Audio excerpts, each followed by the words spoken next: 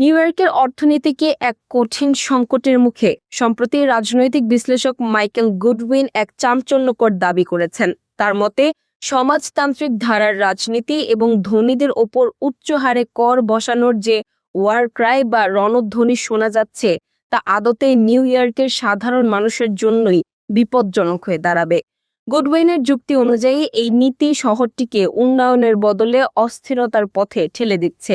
বিস্তারিত থাকছে নিশাত আফরোজের রিপোর্টে।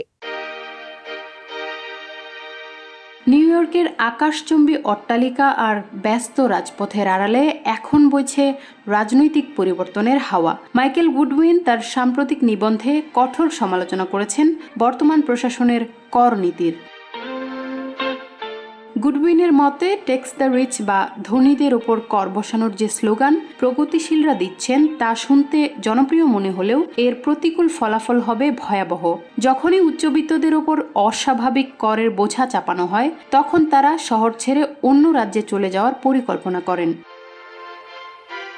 নিউ ইয়র্কের মোট রাজস্বের একটি বিশাল অংশ আসে এই শীর্ষ ধনীদের পকেট থেকে। তারা যদি শহর ত্যাগ করেন, তবে পুলিশ, অগ্নি নির্বাপক বাহিনী এবং পাবলিক স্কুলের মতো জরুরি সেবাগুলোর বাজেট সংকটে পড়বে।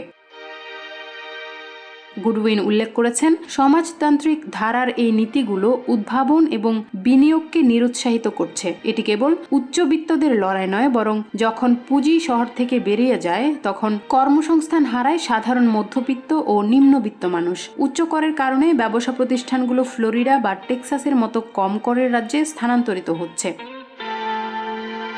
তিনি আরও সতর্ক করেছেন যে নিউ ইয়র্ক যদি তার ব্যয় নিয়ন্ত্রণ না করে কেবল কর বাড়িয়ে ঘাটতি পূরণ করতে চায়, তবে তা হবে একটি আত্মঘাতী সিদ্ধান্ত। গুডউইনের ভাষায়, এই ক্লাস ওয়ারফেয়ার বা শ্রেণী সংগ্রাম শেষ পর্যন্ত নিউ ইয়র্কের অর্থনীতিকে পঙ্গু করে দেবে।